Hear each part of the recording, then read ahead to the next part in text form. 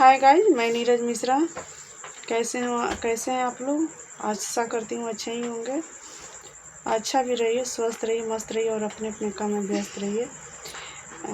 मैं जा रही हूँ आज कजरी सुनाने आप सबको।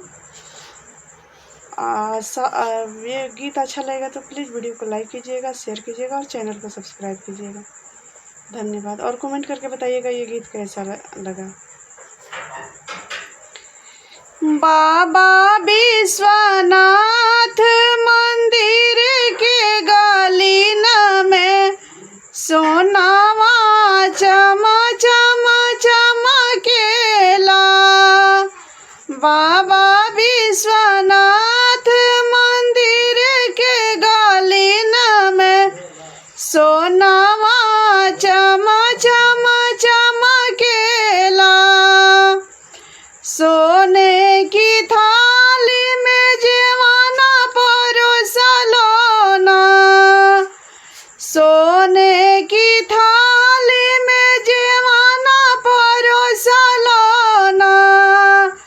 बाबा विश्वनाथ मंदिर के गलीन में जेवाना गम गम गम केला। बाबा विश्वनाथ मंदिर के गलीन में जेवाना गम गम गम केला। बाबा विश्वनाथ मंदिर के गलीन में सोनावा चम चम चमकेला। सोने सुराही में पनिया भरवलोना। सोने सुराही में पनिया भरवलोना। बाबा विश्वनाथ मंदिर के गलीन में पनिया गम गम गम केला। बाबा विश्वनाथ मंदिर के गलीन में पनिया गम गम गम केला। बाबा विश्वनाथ मंदिर के गलीन में सोनावा चम चम चमकेला। लवंग लाची के बिरावा लगावलोना। लवंग लाची के बिरावा लगावलोना।